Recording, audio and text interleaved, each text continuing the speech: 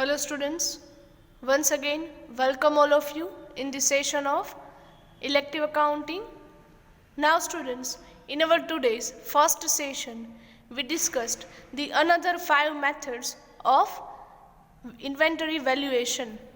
In our today's session last we understood the method number 7, that is periodic weighted average method.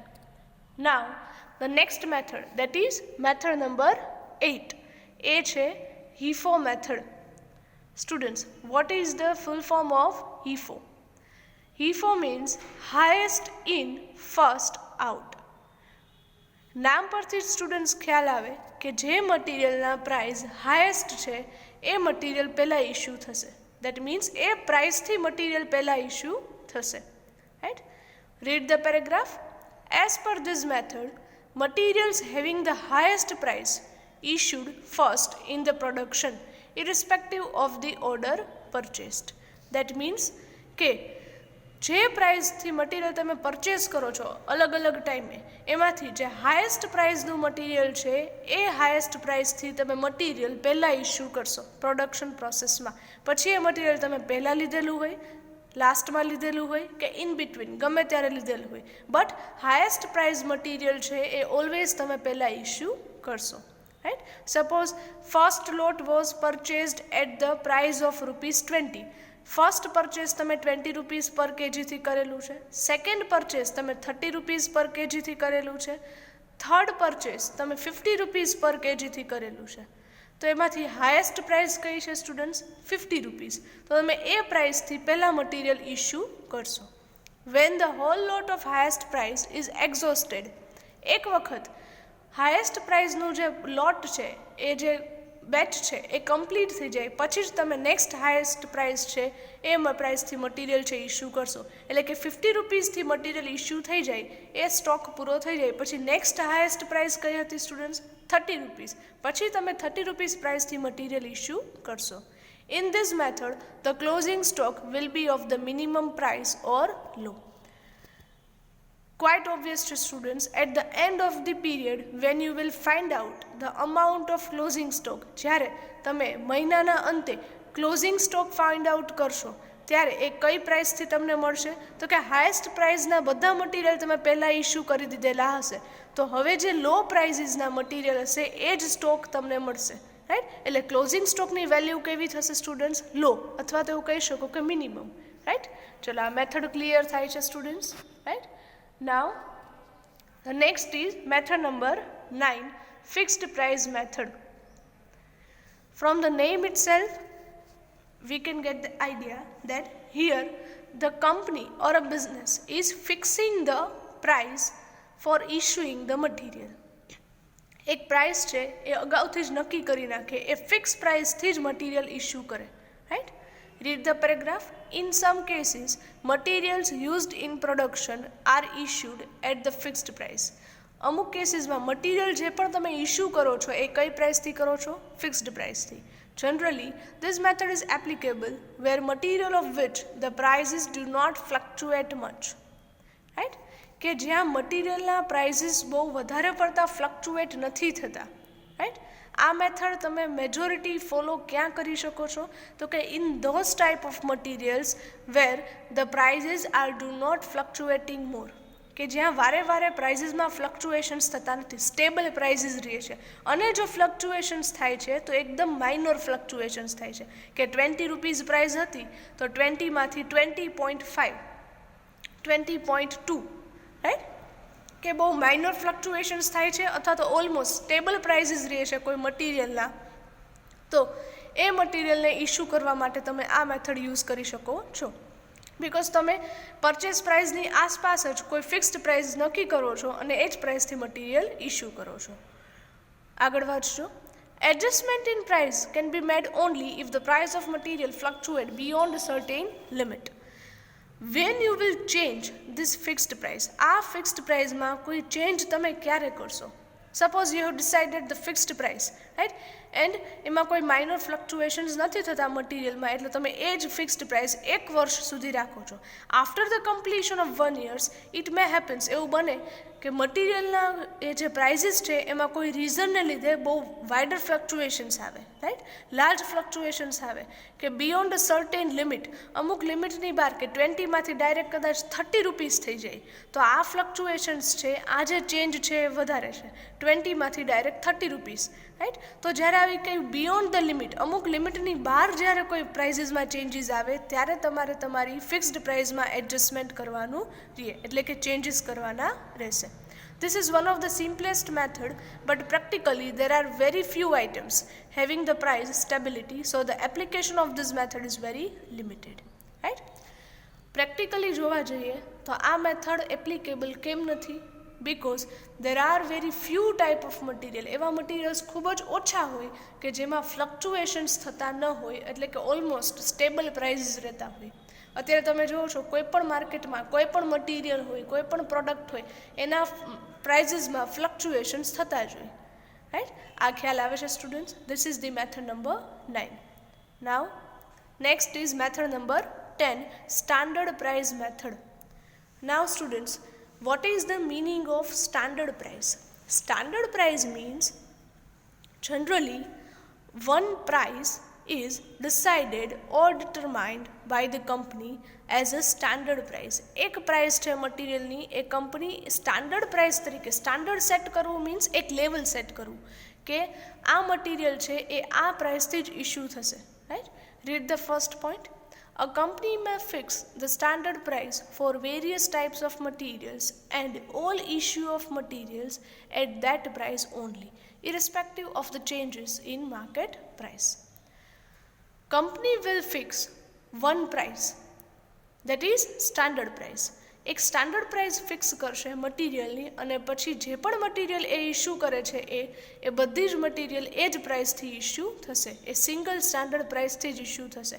પછી માર્કેટમાં એ મટીરિયલના પ્રાઇઝીસમાં ભલે ગમે તેટલા changes આવે, right. Next point, a company following standard costing method can use the standard price method. Now students, standard costing is one of the method of cost accounting. Cost અકાઉન્ટિંગની એક method છે standard costing.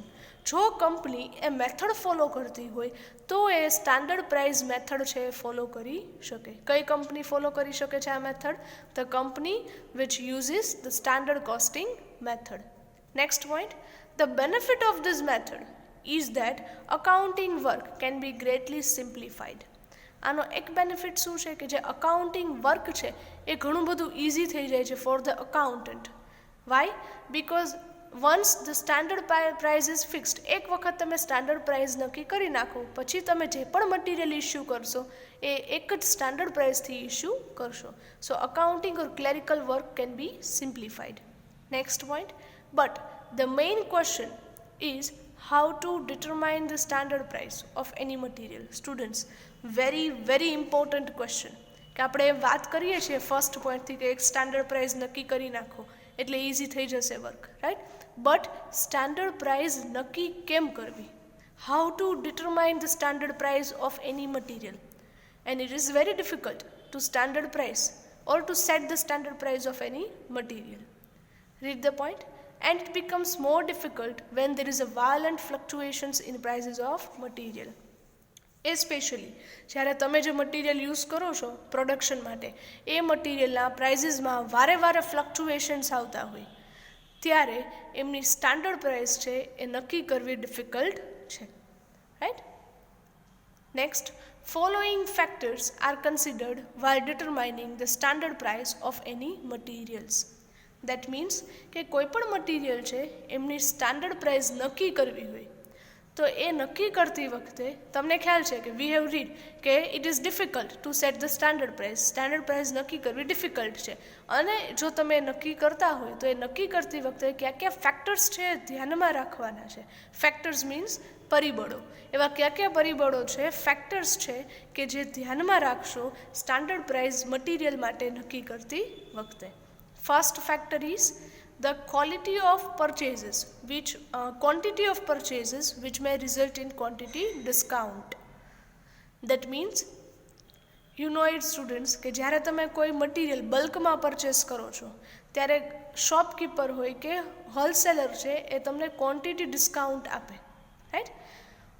Suppose તમે એક simple એક example લઈએ student, બિસ્કિટના packets છે, right. બિસ્કિટના packets તમે કદાચ 5 પરચેસ કરો ત્યાં સુધી તમને સેમ પ્રાઇસથી જ આપશે, જે ઓરિજિનલ પ્રાઇસ હશે એ જ પ્રાઇસથી. બટ એ 5ના બદલે સપોઝ તમે 500 પરચેસ કરો છો, 500 બિસ્કિટના પેકેટ્સ તમારે જોઈએ છે, રાઈટ. તો જ્યારે તમે 500 પરચેસ કરો, બલ્કમાં પરચેસ કરો છો, ત્યારે તમને હોલસેલર છે ક્વોન્ટિટી ડિસ્કાઉન્ટ આપશે કે આટલા બધા પરચેસ કરો છો તો કદાચ 20 રૂપીઝનું એક પેકેટ છે તો એને બદલે 18 રૂપીઝમાં, 18 રૂપિયામાં, રાઈટ. તો this is called quantity discount. તમને 2 રૂપીઝનું ડિસ્કાઉન્ટ મળે છે, રાઈટ. તો સ્ટાન્ડર્ડ પ્રાઇસ નક્કી કરતી વખતે આ ડિસ્કાઉન્ટ જે તમને મળે છે એના પરથી પણ તમે ઓછી સ્ટાન્ડર્ડ પ્રાઇસ છે સેટ કરી શકો છો. Next, the possibility of rise in prices of materials. મટીરિયલના પ્રાઇઝીસ છે એ જો વધવાની પોસિબિલિટી હોય કે ફ્યુચરમાં આ મટીરિયલના પ્રાઇઝીસ છે વધશે, તો એને પણ તમારે ધ્યાનમાં રાખીને સ્ટાન્ડર્ડ પ્રાઇસ છે નક્કી કરવાની છે. Then third one, possibility of price fluctuations due to the market conditions. Market અત્યારે એવું છે કે પ્રાઇઝીસમાં ફ્લક્ચ્યુએશન્સ વારે આવે છે, violent fluctuations is there, right. વારે એવરી ડે પ્રાઇઝીસમાં કોઈક ને કોઈક ચેન્જ આવે છે. એવી કોઈ મટીરિયલ તમે યુઝ કરો છો તો at that time also you need to consider this factor while fixing the standard price.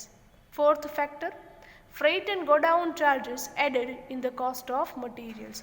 તમને ખ્યાલ છે સ્ટુડન્ટ્સ, તમે જે મટીરિયલ પરચેઝ કરો છો એ મટીરિયલને કંપનીના સ્ટોરેજ ડિપાર્ટમેન્ટ સુધી પહોંચાડવા માટે ટ્રાન્સપોર્ટેશનના ચાર્જીસ થાય. હોલસેલર હોય, રો મટીરિયલ જ્યાંથી તમે મંગાવો છો ત્યાંથી લઈ તમારા સુધી પહોંચે તે માટેના ટ્રાન્સપોર્ટેશન, ફ્રેટ ચાર્જીસ, નૂર જેને તમે કહો છો, ગોડાઉન ચાર્જીસ, ગોડાઉન મીન્સ એને સ્ટોર કરવાના ચાર્જીસ, એ બધાની પ્રાઇઝીસ, એ બધાની જે કોસ્ટ છે એને લીધે પણ તમારી મટીરિયલમાં કોસ્ટમાં શું થાય સ્ટુડન્ટ્સ? વધારો, રાઈટ. મટીરિયલની કોસ્ટ 50,000 આવતી હોય અને આ જે ગોડાઉનના ને ફ્રેટના ચાર્જીસ તમે એડ કરો તો એને લીધે પણ એવું બને કે તમારી કોસ્ટ છે 50,000ના બદલે 2,000 હજુ વધે, 52,000 થઈ જાય. આ ખ્યાલ આવે છે, right. So this all are the factors which are needs to be considered while fixing the standard price. કે મટીરિયલના પ્રાઇઝીસ ફ્યુચરમાં વધશે કે નહીં, ક્વોન્ટિટી ડિસ્કાઉન્ટ મળેલ છે કે નહીં, પ્રાઇઝીસમાં વારે ચેન્જીસ થાય છે, એના ફ્રેટ અને ગોડાઉન ચાર્જીસ શું છે, એ બધું ધ્યાનમાં રાખીને સ્ટાન્ડર્ડ પ્રાઇસ છે નક્કી કરવામાં આવે. Next point, after fixing the standard price it is compared with the actual price.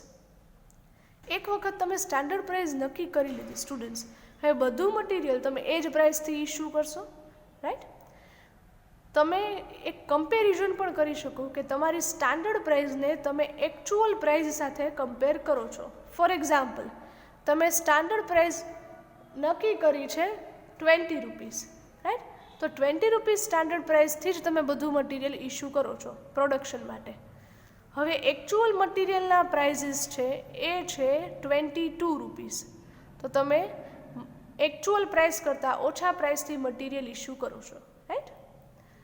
હવેનો point read કરો સ્ટુડન્ટ્સ, ઇમ્પોર્ટન્ટ છે. If the actual price is more than the standard price, જેમ આપણા એક્ઝામ્પલમાં સ્ટાન્ડર્ડ પ્રાઇસ 20 છે જ્યારે એકચ્યુઅલ પ્રાઇસ 22 છે મટીરિયલની માર્કેટમાં, તો એ શું દર્શાવે છે? Then it indicates the loss. તો એ તમને શું દેખાડશે? Loss.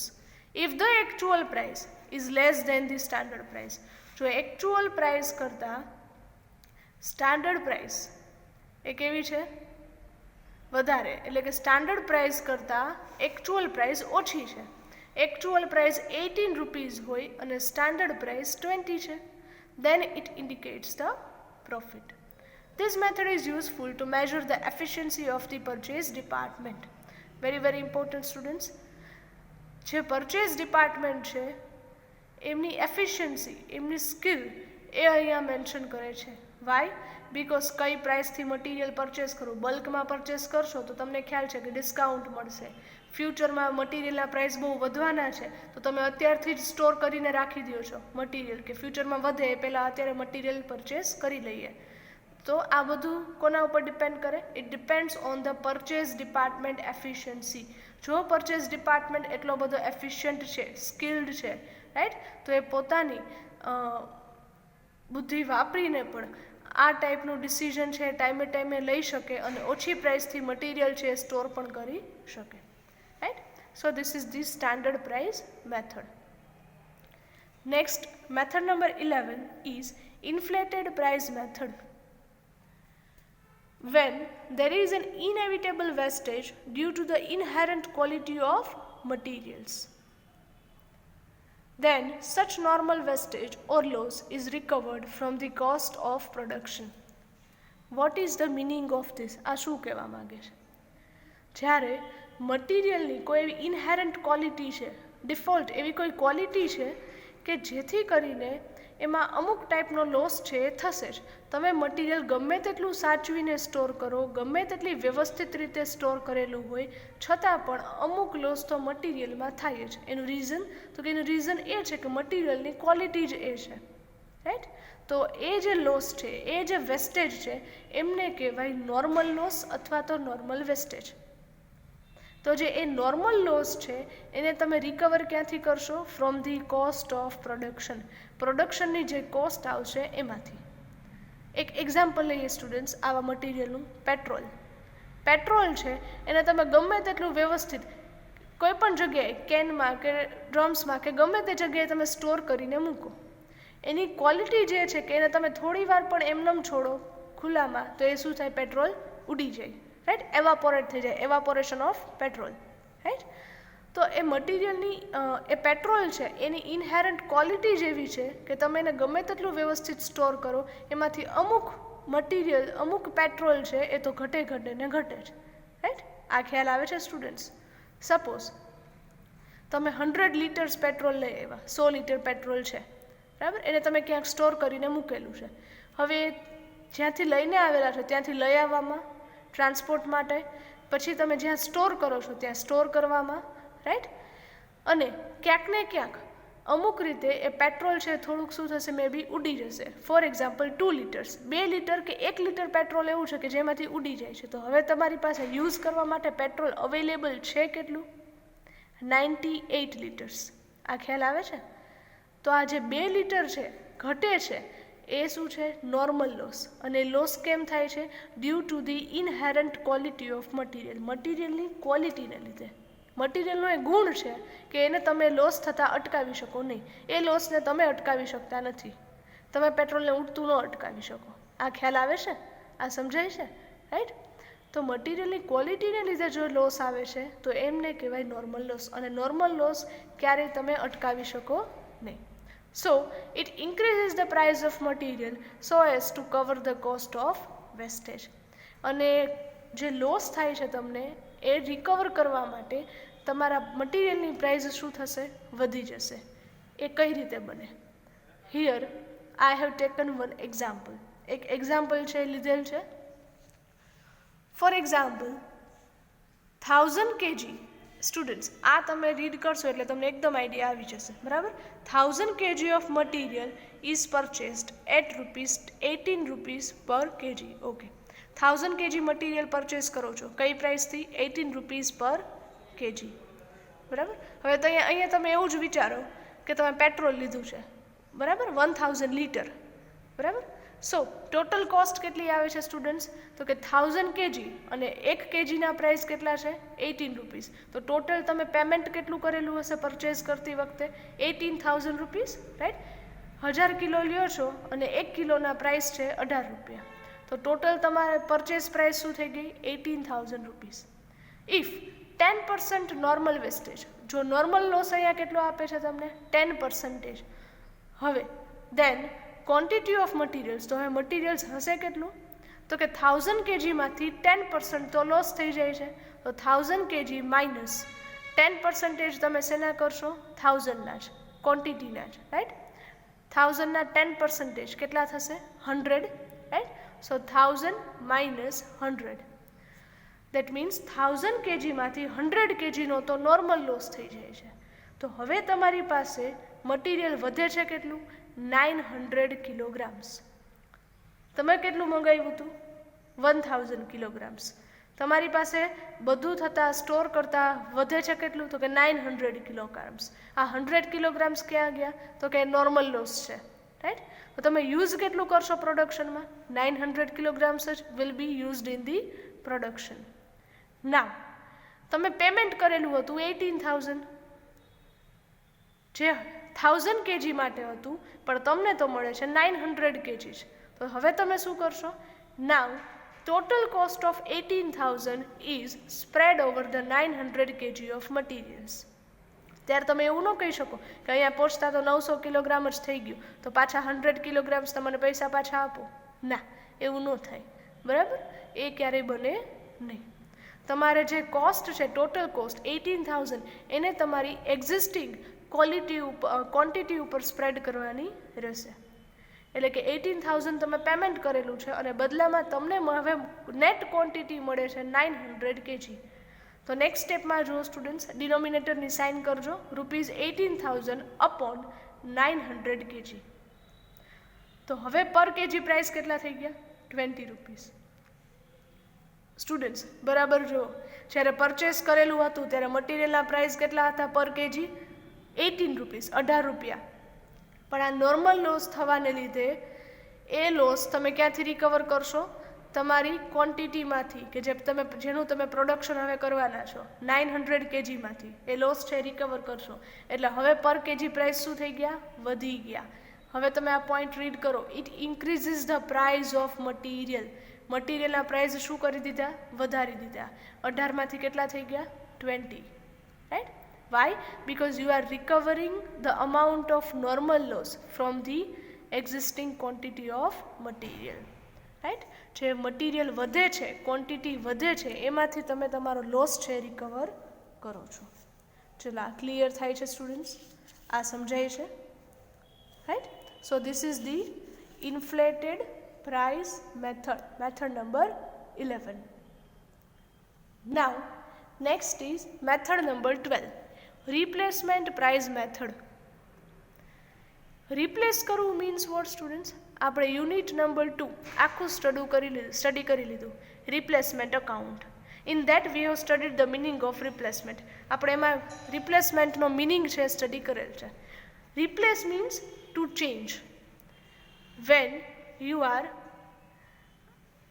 changing something new with the old one, then it is called replacement. જ્યારે તમે કોઈ જૂની વસ્તુની બદલાવીને નવી વસ્તુ મૂકો છો ત્યારે એમને શું કહેવાય, replacement, right.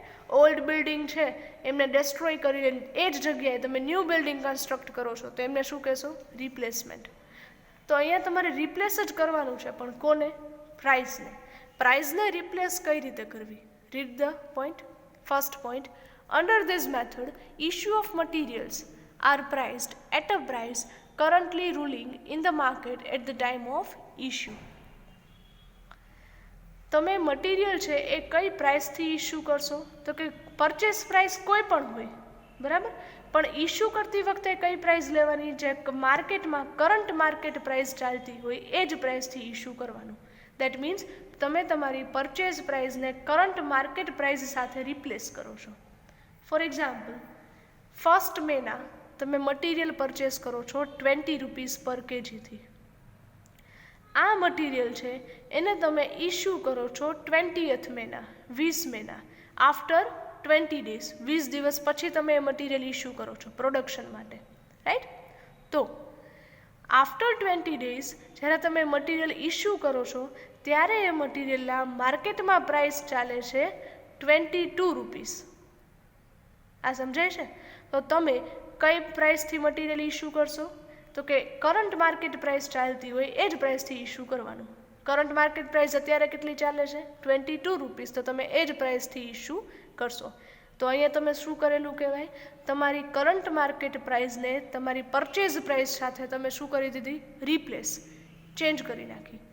Next point, so issue of materials are priced at the rate which should be paid if the materials are to be replaced by fresh purchase at the time of issue. અહીંયા તમે પ્રાઇસને replace કરો છો કે જો તમે એ material અત્યારે purchase કરેલું હોય, ફ્રેશ પરચેસ હોય, તો તમે કેટલા પ્રાઇસ ડેટ, તો કે માર્કેટમાં જે ચાલતા હોય એ જ તો એ જ પ્રાઇસથી મટીરિયલ ઇસ્યુ કરો, રાઈટ. પરચેસ પ્રાઇસ કોઈ પણ હોય, માર્કેટમાં જો અત્યારે તમે પરચેસ કરવા જાઓ તો એના જે પ્રાઇસ હોય એ જ પ્રાઇસે તમારે ઇસ્યુ કરવાનું, right. You are replacing the price, right. Purchase પ્રાઇસને રિપ્લેસ કરો છો માર્કેટ પ્રાઇસથી, right. Third point, here the value of closing stock would show the actual cost or market price prevailing in the market on that date. And that is why જે closing સ્ટોકની value છે એ તમને શું indicate કરશે, તો કે તમારી પાસે જે આખરનો સ્ટોક છે, મે મંથ કમ્પ્લીટ થાય અને જે સ્ટોક વધે છે, બરાબર, એ સ્ટોકની વેલ્યુ પણ કેવી હશે, તો કે કરંટ માર્કેટ પ્રાઇસ તમને ઇન્ડિકેટ કરશે. વાય? બિકોઝ તમે મેથડ કઈ ફોલો કરો છો, રિપ્લેસમેન્ટ પ્રાઇસ મેથડ. એટલે સ્ટોકની વેલ્યુ પણ તમે માર્કેટ વેલ્યુ તરીકે જ લેશો, બરાબર. સ્ટોકને પણ તમે માર્કેટ વેલ્યુ પ્રાઇસ સાથે જ કેલ્ક્યુલેટ કરશો, right. Next point, but in some cases it is difficult to obtain the market price because in some cases local market prices are not available. એવું પણ બની શકે સ્ટુડન્ટ્સ, કોઈ એવા રેર મટીરિયલમાં કે જ્યારે કરંટ માર્કેટ પ્રાઇસ એ મટીરિયલની find out કરવી difficult હોય, પ્રોબ્લેમેટિક હોય, કે અત્યારે લેટેસ્ટ માર્કેટ પ્રાઇસ એની કેટલી છે એ તમે તરત જ જાણી શકો નહીં. બિકોઝ અથવા તો એવું બને કોઈ સ્પેસિફિક કોઈ સ્પેશિયલ મટીરિયલ છે કે જે તમે ક્યાંક બહારથી ઓર્ડર કરેલું છે, તો લોકલ માર્કેટના પ્રાઇઝીસ તમારી પાસે હોય નહીં. તો આ મેથડ કઈ છે students? Method number 12, replacement price method. You are replacing the price, right. Now last and third method is base stock method. Again, read the point. The assumption of this method is that some quantity of stock should always be kept. That means આ મેથડમાં તમે એક assumption કરો છો, એક ધારણા કરો છો, શું કે તમારી પાસે જે પણ ક્વોન્ટિટીમાં મટીરિયલ અવેલેબલ છે, જે પણ સ્ટોક અવેલેબલ છે, એમાંથી તમે અમુક સ્ટોક છે એ ઓલવેઝ અલગથી રાખીને મૂકો છો, બરાબર. Some quantity of stock should always be kept, એટલે કે અમુક સ્ટોક છે એ તમે પહેલેથી જ અલગથી જ મૂકી દો છો. So the amount of stock should always be valued at cost. એવી કઈ રીતે? I have taken the example છે, ધ્યાન આપજો. Following can be example, okay, following example can be understood. May 1 first મેનું ટ્રાન્ઝેક્શન શું છે, તો કે તમારી પાસે ઓલરેડી પ્રીવિયસ મંથ કયો હોય? એપ્રિલ મંથનો જે સ્ટોક છે એ પડ્યો હતો. એટલે એપ્રિલ મંથનો જે ક્લોઝિંગ સ્ટોક હોય સ્ટુડન્ટ્સ, એ મે મંથમાં તમારા માટે શું થાય? ઓપનિંગ સ્ટોક થાય, રાઈટ. તો ફર્સ્ટ મેના ઓપનિંગ સ્ટોક તમને આપેલો છે 500 રૂપીઝ એટ 500 યુનિટ્સ એટ ₹10. પર યુનિટ કેટલા? 10 રૂપીઝ. એવા કેટલા યુનિટ્સ છે? 500. મે 15th મે પરચેસ કરો છો મટીરિયલ, હાઉ મચ? તો કે 350 યુનિટ્સ એટ ₹11, રાઈટ. મે 20 હવે ઇસ્યુ કરો છો, issue of 600 units. Next point is given, if the base stock is taken as 200 units. જો તમે બેઝ સ્ટોક લીધો છે 200 યુનિટ્સ, કેટલો બેઝ સ્ટોક રાખેલો છે? 200. દેટ મીન્સ ગમે તેટલું સ્ટોર ડિપાર્ટમેન્ટમાં મટીરિયલ હોય, 200 યુનિટ્સ તમારે અલગથી જ રાખીને મૂકવાના. એ 200 યુનિટ્સ છે ઘટવા જોઈએ નહીં, રાઈટ. 200 યુનિટ્સનો જે સ્ટોક છે એ તમે સેપરેટ અલગથી જ પહેલાં મૂકી દો છો, right. Assuming the method of FIFO. અહીંયા તમારે મટીરિયલ ઇસ્યુ માટે કઈ મેથડ અઝ્યુમ કરેલી છે? FIFO method, right. Now the calculation will be done as under. Calculation કઈ રીતે કરશો સ્ટુડન્ટ્સ? તમે અહીંયા અઝ્યુમ કરેલું છે કે ફીફો મેથડ. તો ફીફો મેથડ છે તો મે 20ના તમે જે ઇસ્યુ કરો છો 600 યુનિટ્સ, એ 600 યુનિટ્સ તમે ઇસ્યુ પહેલાં શેમાંથી કરશો? ફર્સ્ટ મેમાંથી કરશો. ફર્સ્ટ મેના પૂરેપૂરા 500 યુનિટ્સ ઇસ્યુ કરશો? ના, એવું નથી. સમજો students. Keeping the base stock of 200 units aside. પહેલાં તો તમે બાજુમાં 200 યુનિટ્સ છે અલગથી મૂકી દીધા સ્ટોકમાં. The remaining 300 units, students method તમારી કઈ છે? ફીફો. તો તમે જે બેઝ સ્ટોક મેન્ટેન કરો છો 200 યુનિટ્સનો, એ બેઝ સ્ટોક શેમાંથી લેશો?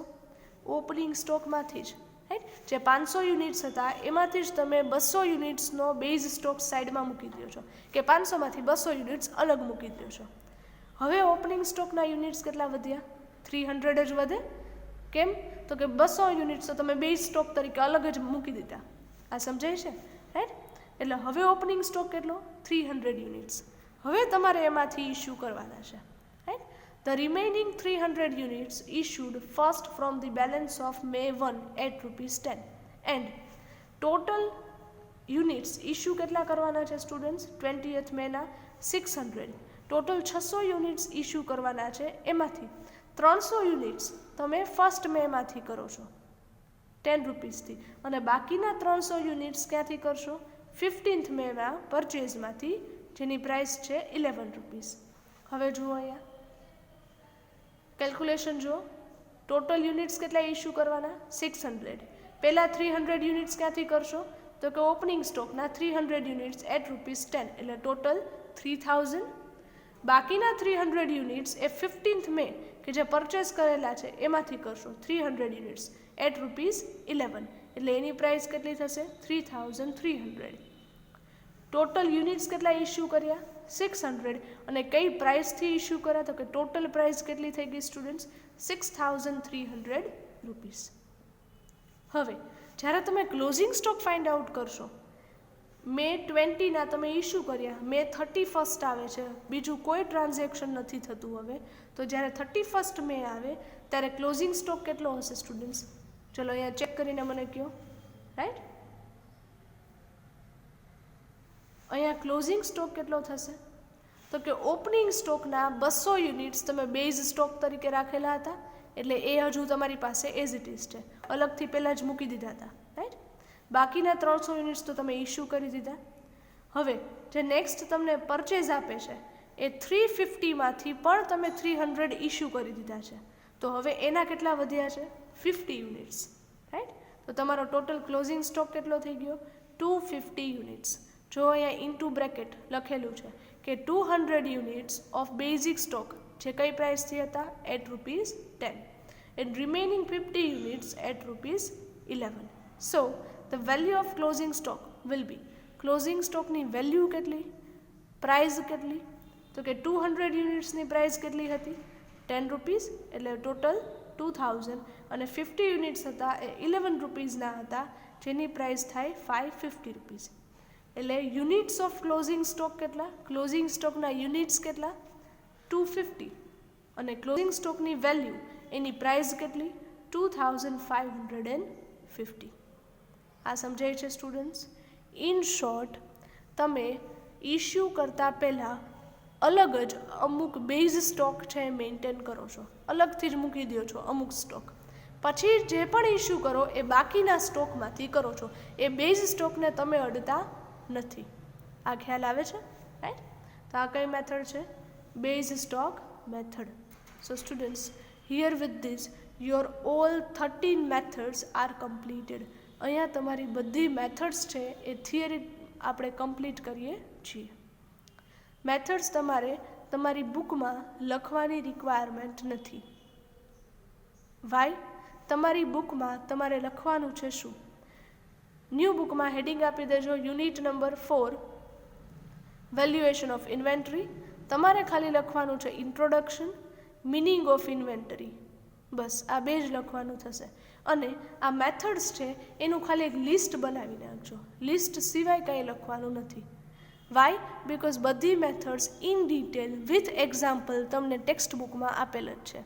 બધી મેથડ્સ છે એ તમને એક્ઝામ્પલ સહિત ટેક્સ્ટ બુકમાં આપેલ છે, એટલે લખવાની રિક્વાયરમેન્ટ નથી. Right? From the next session, આવતા સેશનથી આપણે નેક્સ્ટ વીકથી આ યુનિટના પ્રેક્ટિકલ સમ્સ છે એ સ્ટાર્ટ કરીએ છીએ. Right? We are starting with the practical Sam's.